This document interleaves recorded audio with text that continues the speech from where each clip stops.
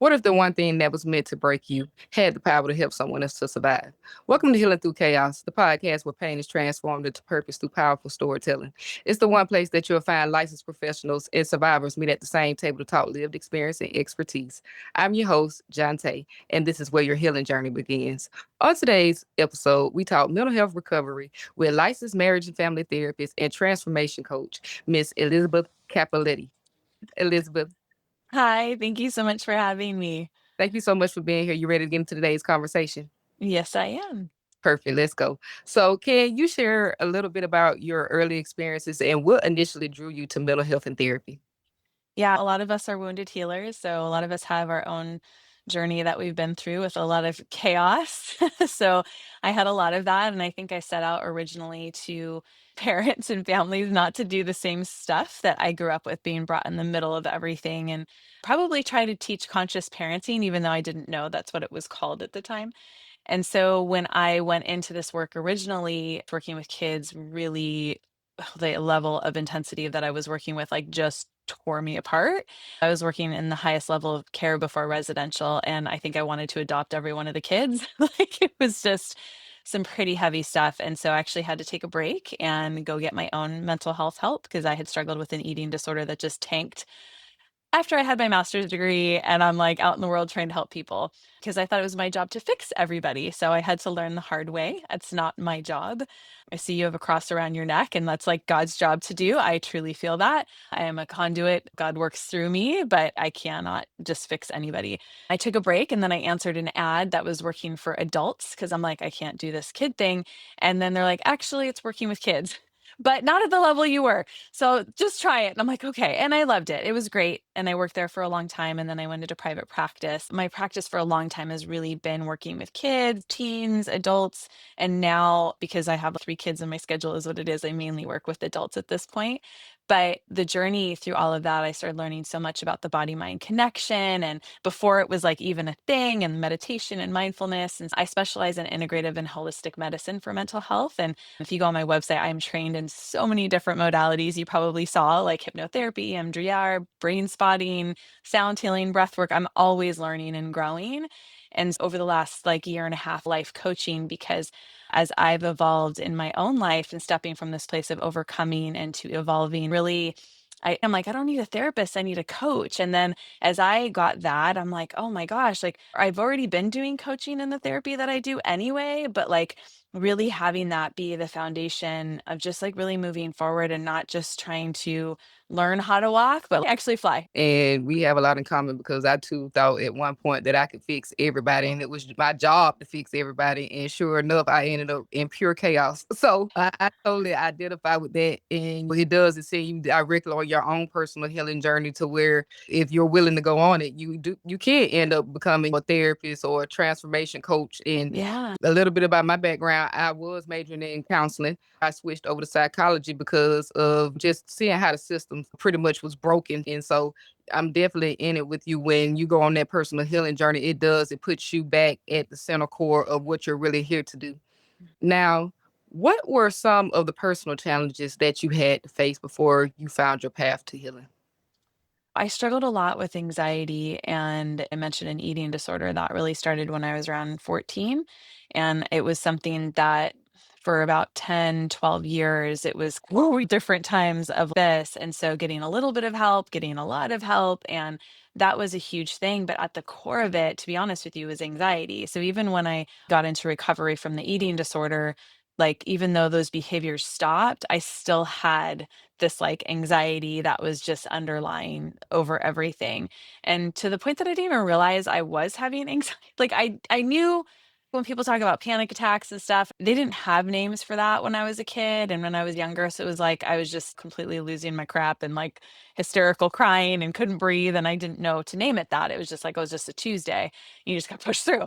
I think as I journeyed through that and began to see some of that stuff in my own life, and then over the last, I don't know, like 4 years, really stuff. And honestly, and this happens for people, and I see it with my clients too, like there was always stuff where I had questions about possible trauma that I had, but had blocked out. Like, 'cause there was like a lot of my childhood I didn't remember. And then with my own kids beginning to be certain ages, like stuff started coming up for me that was like, oh God.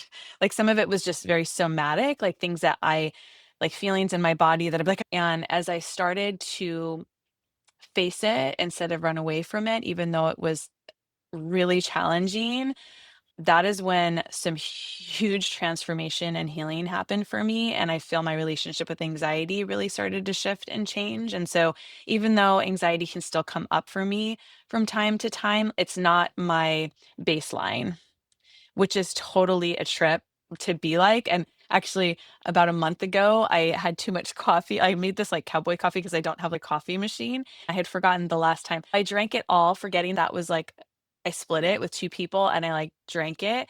And it was probably like 5 o'clock at night. I don't drink coffee very often, but that night, and I had been dealing with some stress, but I was like laying in bed and I'm like panicking and spinning. I'm trying to do like EMDR, like spotting, do all these things.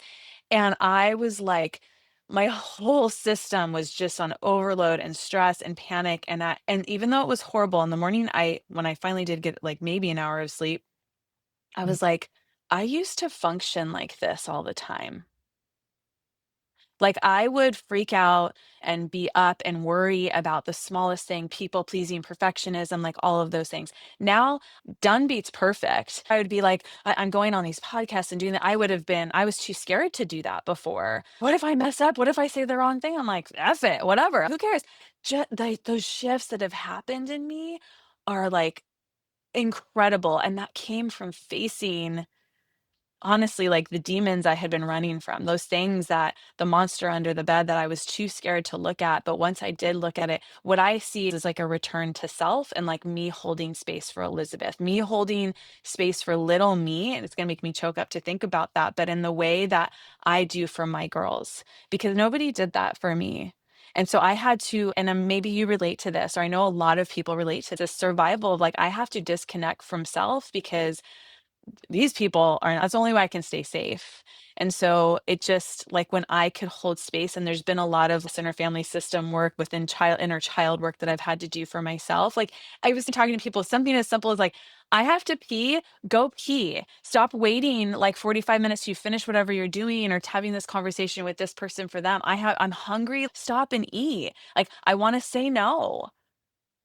Exactly. Exactly. So it's like taking my power back by listening and creating safety for Elizabeth. And I don't mean to talk about myself in that third person, but I do mean to talk about it in that way because I need to take care of her in that way. And that's my work in helping people to do that and not feel guilty about it or feel guilty, but work through that. Absolutely. And I definitely identify with it. I have a 6-year-old little girl who sent me into my healing journey just by first to her and recognizing all my dangerous traits that I had. And I did not want to put that on my daughter. So I definitely can Mm. understand how being a mother and seeing your kids grow up and not wanting to implement all those traumas that you've gone through can send you into healing. And I was a person that pretty much just flowed with everything, even if I disagreed with it. And it came to a point where my breathing started affecting me. And so I had to make a decision on if I was going to continue to choose going their way and possibly end up having a heart attack or a stroke, or decide if I was going to go my own way and start healing and getting out of that Mhm. survival mode. So I definitely understand where you're coming from on that one, Elizabeth. Yeah, amen, sister, on that. And for me too, I resonate so much with that. I forgot to mention that because I wasn't using that coping mechanism of the eating disorder anymore. I developed an autoimmune disease. I ended up with Hashimoto's. And I had a couple times I had the heart thing going on too. I'm like, it's just probably a panic attack. Let me just keep walking. I'll be fine. If I fall over and have a heart attack, somebody will find me. But just even to move through in that way, to not be like, hey, are you okay? And so it sucks that it took something like that to create change. But at the same time, that was the brick upside the head from like, "Oh, hey, you're breathing." But I wanna say to you too, and I don't know where you're at with all of that, but for me, I don't have Hashimoto's anymore. I was told that I would have it forever, and as I worked on yes, I did dietary changes and all this stuff too and some supplements, but I think the trauma work that I did, that this and using my voice and not just keeping everything down to make everybody else happy, which Right. by the way, sometimes they still weren't happy or like Exactly. didn't Exactly. like me or judging me, and I'm like, and yeah, Yeah. I'm sorry that you walked through that, but I think that was again, that whether it's a brick upside the head or a slap across the face to help you realize, girl, you got to wake up. And also, there's this other thing, like you're talking about with your baby girl, like we teach really not just what we say, but how we live our life. So they learn from us by how we're moving through our lives. Exactly.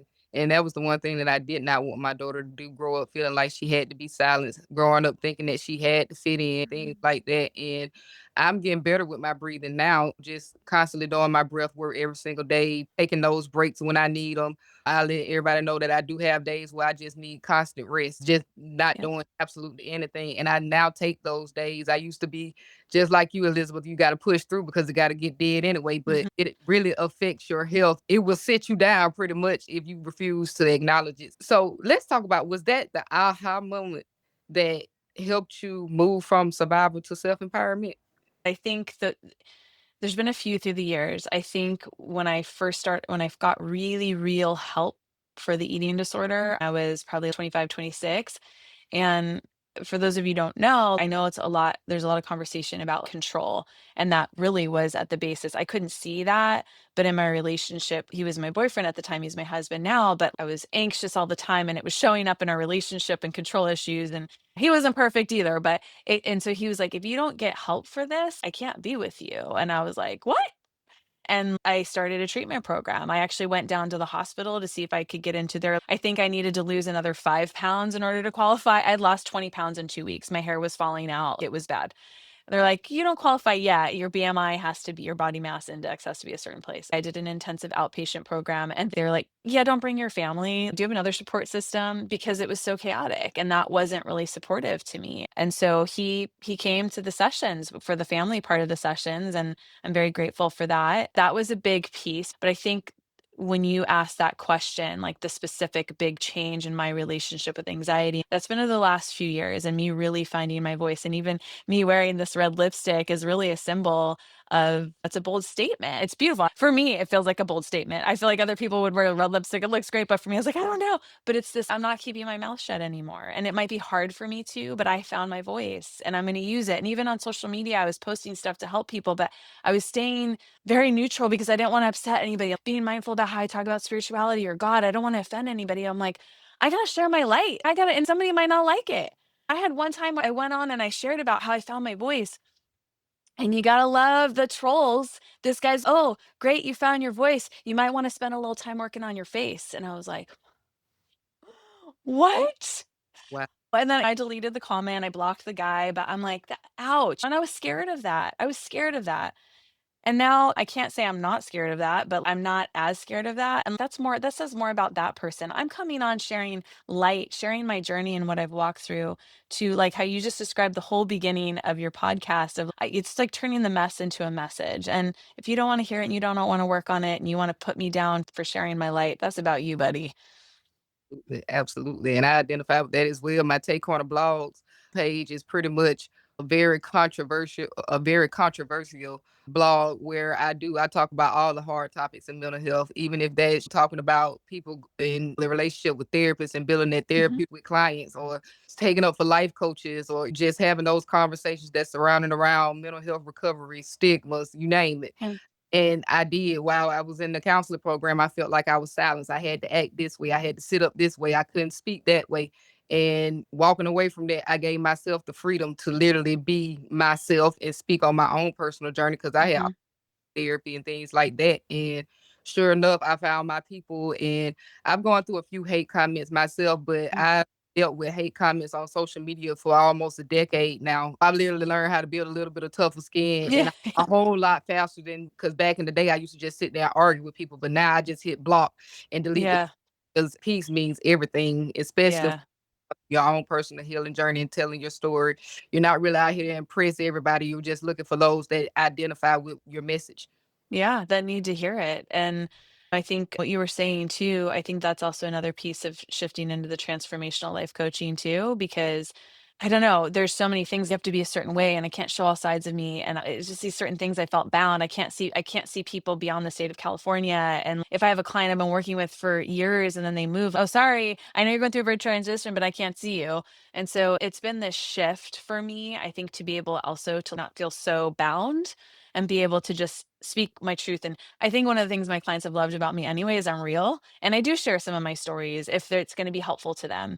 I think that also helps with people feeling vulnerable in this room, because if I'm just sitting there and I have a notebook and I'm just writing notes and, oh, I don't know. So I hear you on that. And I'm sorry that you've had to walk through that. But at the same time, it's like, it's probably built so much strength and character. And it's okay. I'm like a willow tree and I'm not going to, the wind comes by and I'm not going to get knocked down, because I get you. Before I would have ruminated and ruminated.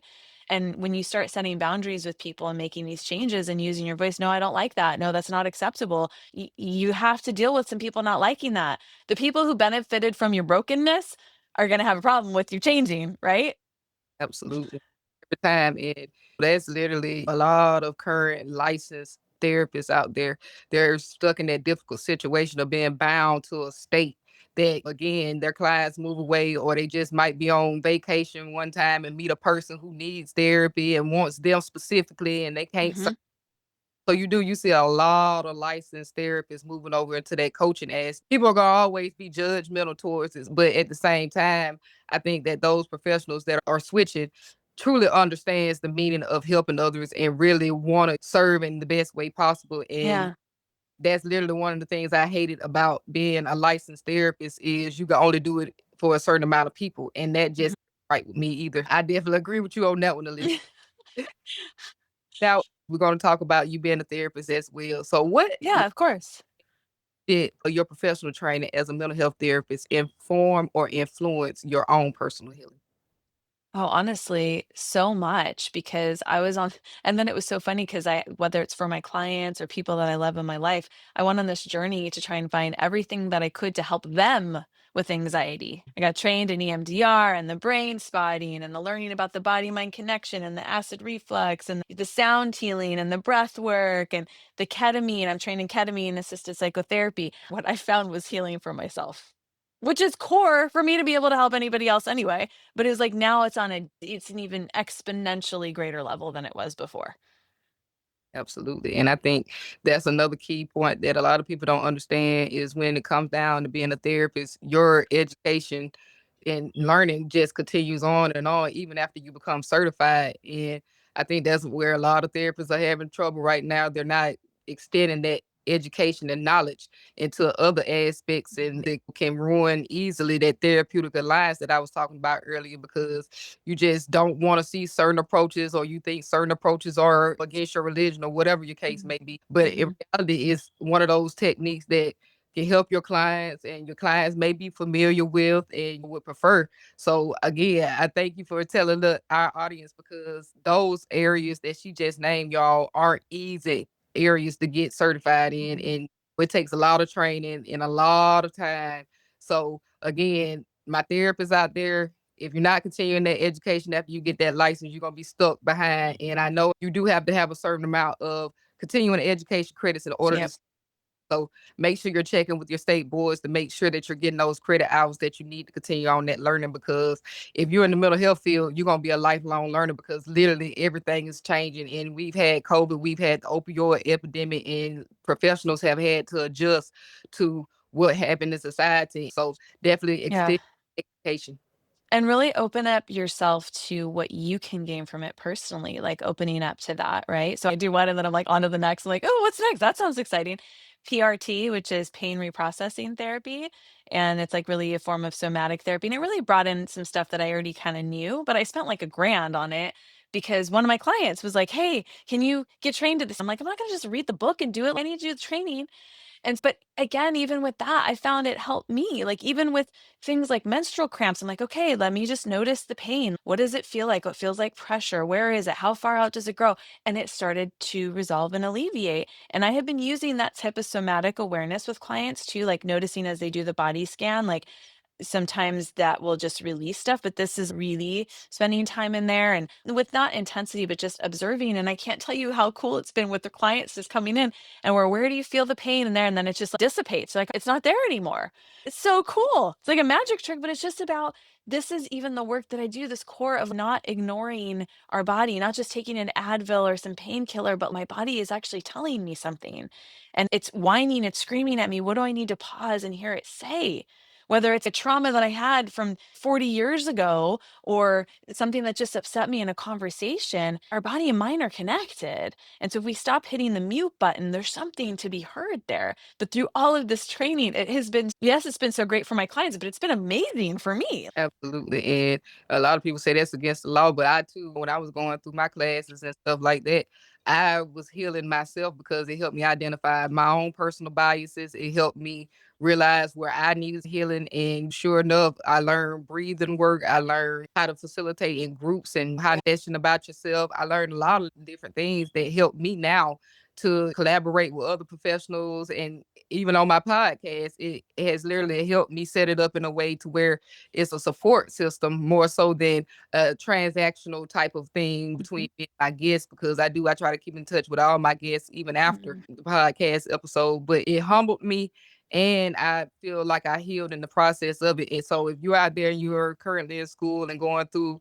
getting your degree in counseling, at least give yourself that opportunity to heal while you're going through those courses. Because I'm telling mhm. you, by the time you become a licensed professional, you're going to be saying, hey, I need this or I need that. And I agree with you on that as well, Elizabeth. I love a person that is honest and willing to say, I'm willing to try this on myself first before Mhm. presenting clients. And I love the fact that you brought up your client and them telling you to just go read a book and just try it on them, because that's another thing with being a licensed professional. It goes beyond just a book, and you have to get all those details to make sure that you are providing the proper care to your clients. So thank you for bringing that up, because you have Yeah.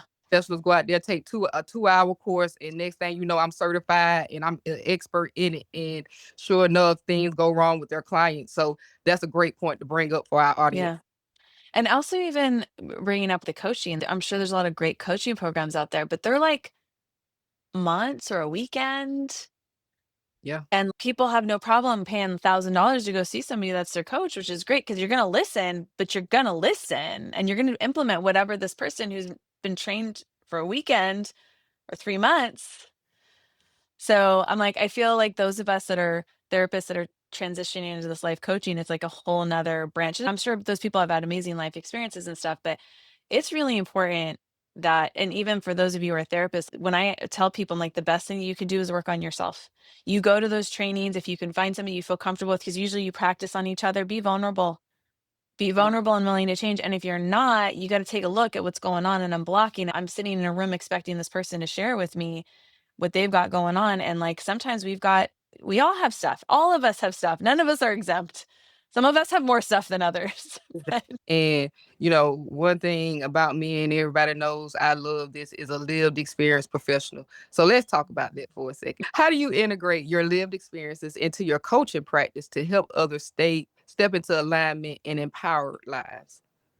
so that kind of happened yesterday. I did an event and I mentioned something. I was talking about how a lot of us can get to the point where we get disconnected from self because of survival as a child in our household and our other people's. We actually, what I talked about was Maslow's level of hierarchy. I'm sure there's probably other ones that have come up from now, but like when somebody has, like my mom was an immigrant. And so she came here when she was 13, and like her life and what she walked through was really challenging. There was a lot that she went through, and even before that, before she left Cuba.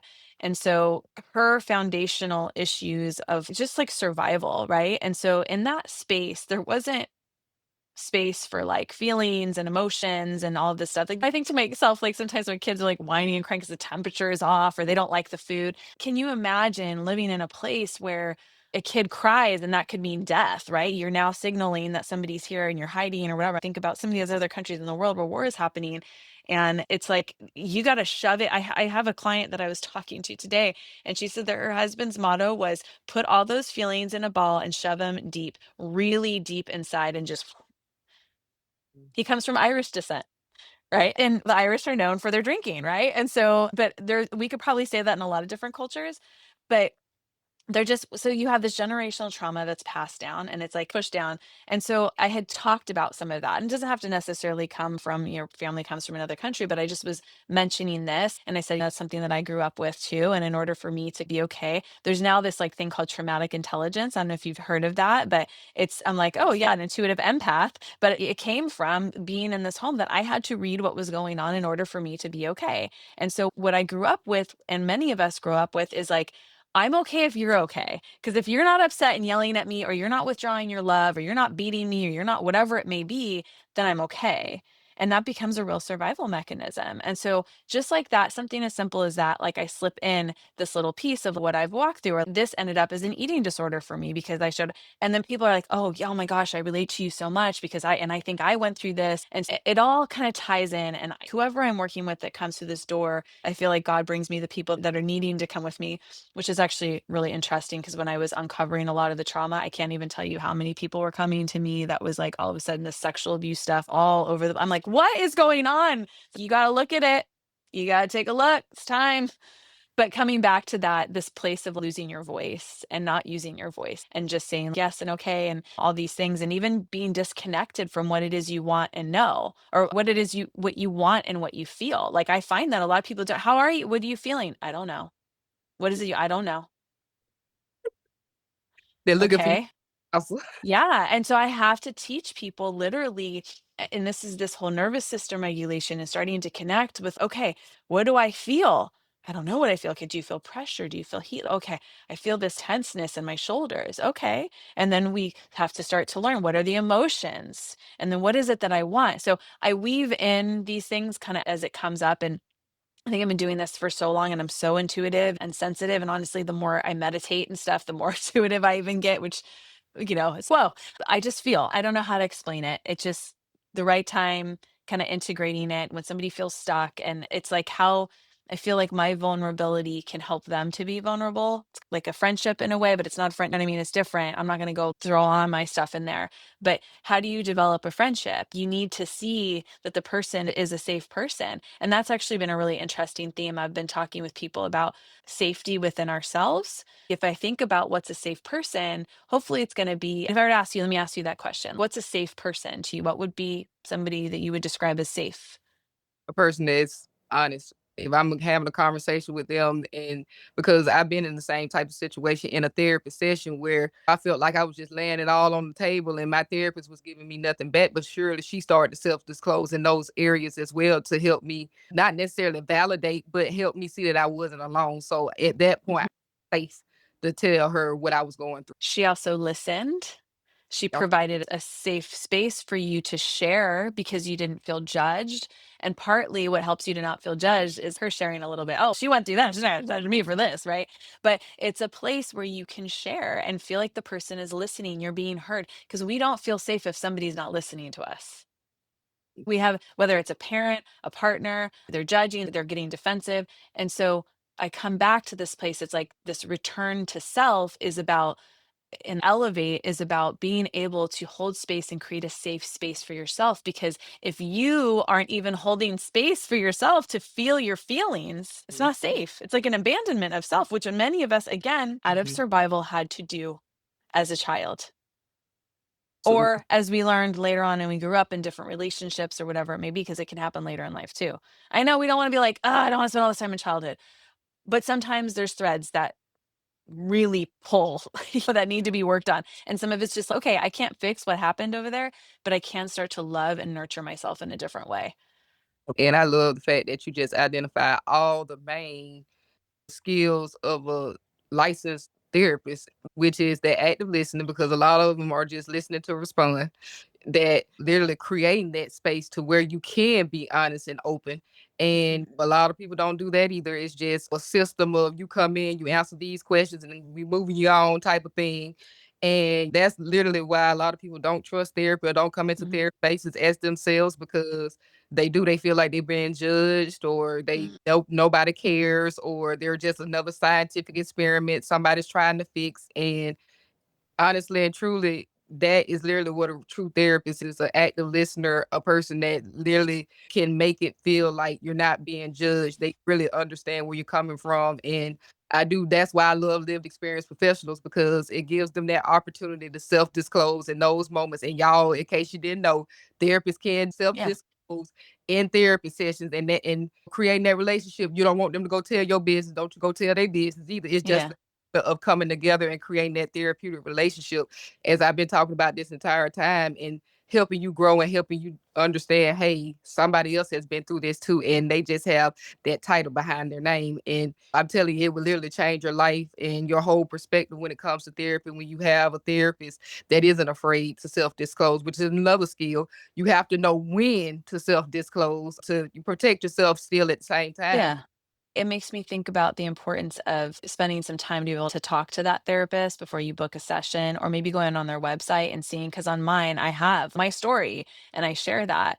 And there are some forms of therapy, like psychodynamic therapy, that there's like blank slate. I'm not going to share anything about myself with you. And some people might want that, but that's just, maybe that's not me and you. And that might not be maybe some of your listeners. And it's just funny because sometimes my clients will be like, how do you remember all this stuff? I'm like, I'm here. I'm like 100% present. And like, I sometimes will feel things before. I'm like, I could feel the tears lumped up in my throat that's coming from them. And I'm able to, especially when somebody is so disconnected from self, I'm like, why am I feeling this pressure on my chest right now? What's up? Oh, yeah. But I do want to say that because there are a lot of therapists or even life coaches too that you can spend maybe 15 minutes talking to them and get a feel. And you could probably get a feel from their website. If they have nothing listed about themselves, like besides their credentials, then that might not be the right person for you, because you want, again, like a person who has, we all have stuff. We have all walked through stuff. And I'm going to guarantee you, if a person is choosing to be a therapist or a life coach, they have probably been through stuff. Nurses, doctors,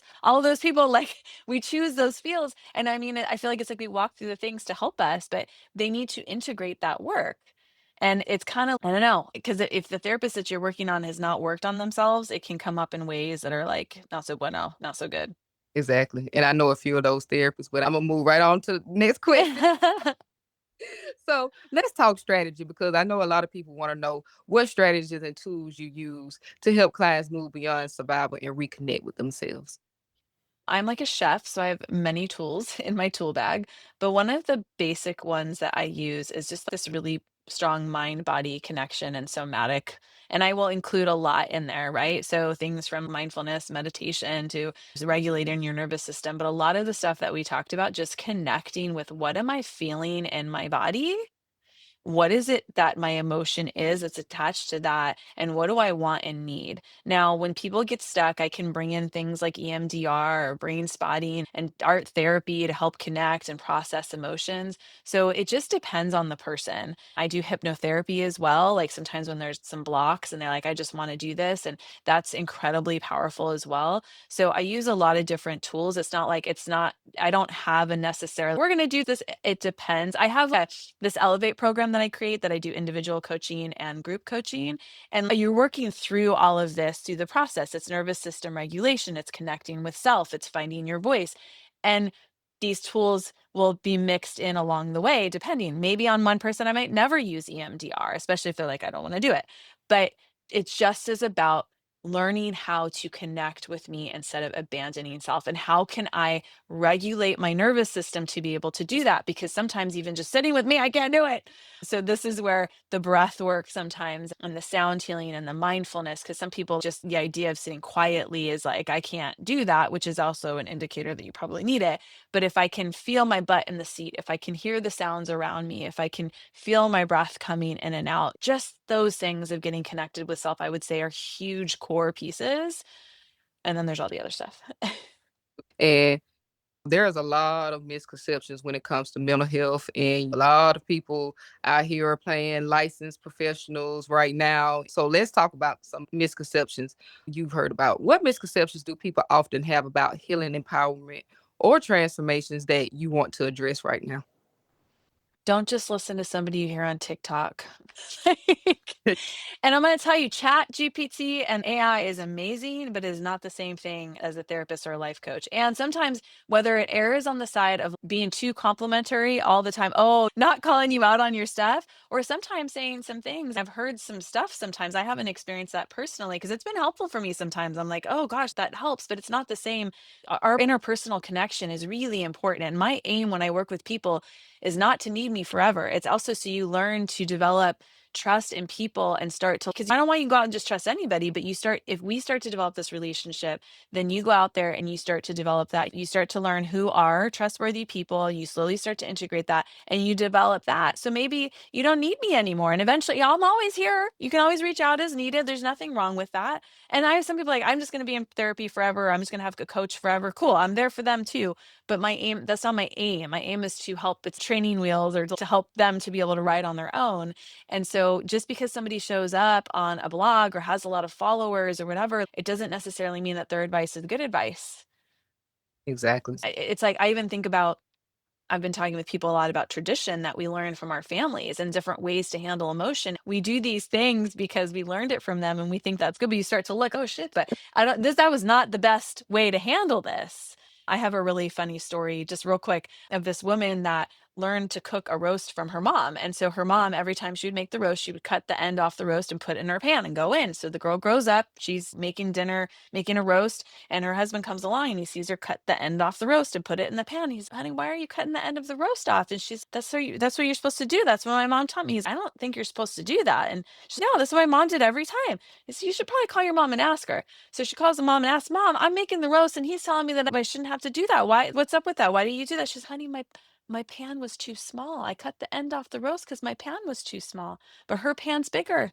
She doesn't need to cut it off. But that is what I'm talking about. Shove the emotions in a ball and shove them down and don't ever look at them ever again may come from somebody who was in war and they couldn't, because it's not too long, even for some of us in this generation, come from that, right? Or some of our family members have walked through during the Holocaust under floorboards and you need to shove it down, right? Or our family's falling apart. Dad died. We're barely scraping by. I don't have time. I'm working 80 hours, 100 hours a week. I don't have time for your emotions. Shove it down.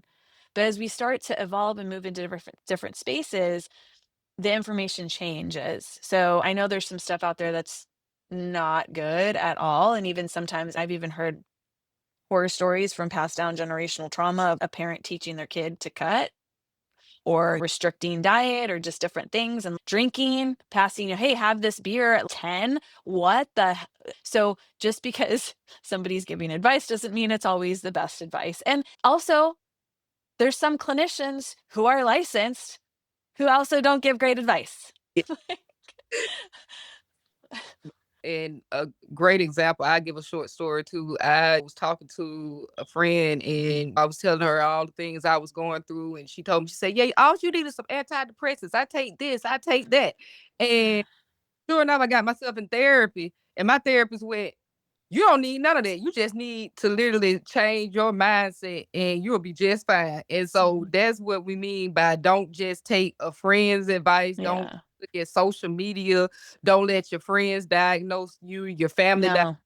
if you real deal feel like you need some type of help, go to a real licensed professional. Again, on their website, a lot of them have their credentials. A lot of them have their stories on there on why they Mm. became a therapist.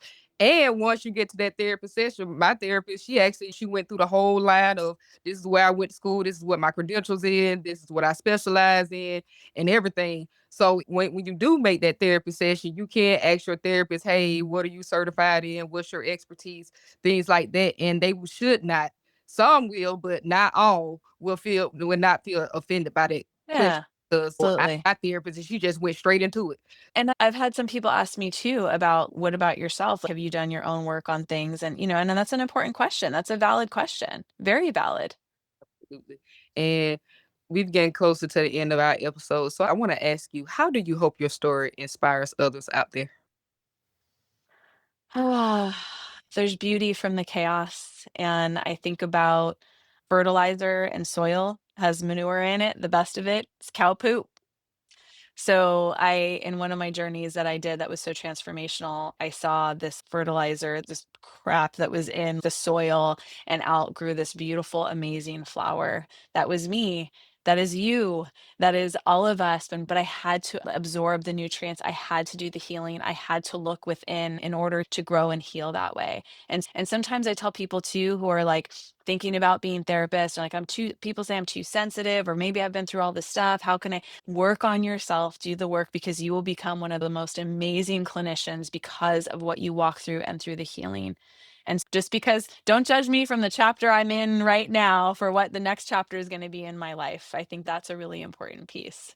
I love that. So professionals, if you're out there, students, if you're out there listening, do the work and do the work. And for my students out there, try and do the work while you're actually still in school, learning the tools, learning the techniques, because I'm telling you, it'll help you when you finally get the practicum or when you get the internship to help identify your own personal biases, your own areas of healing.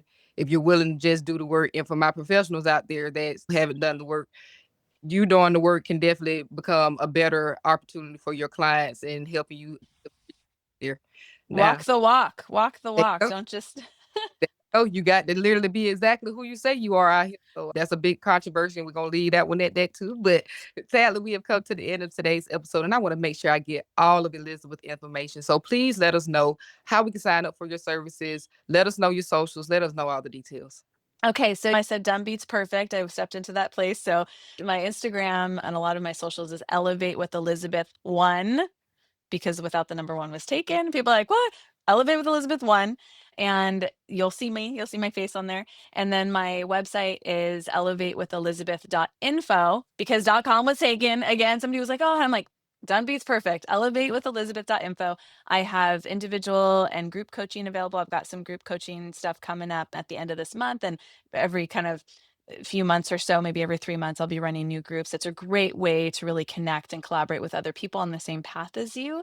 But yeah, I put a lot of stuff out there just to encourage and to uplift and bring hope and insight and guidance. So I'm really hopeful that you'll join me. And I'm on Instagram and TikTok and YouTube. You can find me just at Elevate with Elizabeth. You'll see my face. So if you type in Elevate with Elizabeth, but on those other ones, add the one. And I will be leaving all that information down in the description box below. Any final words for our audience today, Elizabeth? If you go to my website, I have a free gift for you. Two options. One, well, actually, you could get both of them. One is a free breathwork program. It's a 21-day breathwork to help bring calm and relaxation, like you had talked about. And I'm fully trained and certified. Went through 3 months and lots of time of learning all this stuff. And the other thing too, if you're interested at all in doing and the coaching that I do, I offer like a 7-day little workbook that I have on there that kind of walks you through some of those things like intention setting and great gratitude and just really connecting with mind and body. And so it's a really pretty thing that I made that's on there. You just go to I think it's my programs page. It's on there and you can find it. So I would love for you to access those free resources. Absolutely. And thanks again to licensed marriage and family therapist and transformation coach, Miss Elizabeth Cappelletti, for coming on and sharing her personal journey. And if today's message resonated, please leave us some comments down in that comment section. Also, if you like stories such as these, make sure you're subscribed so you never miss whenever we upload. Until we meet again, keep your healing intentional, your boundaries solid, and your peace protected.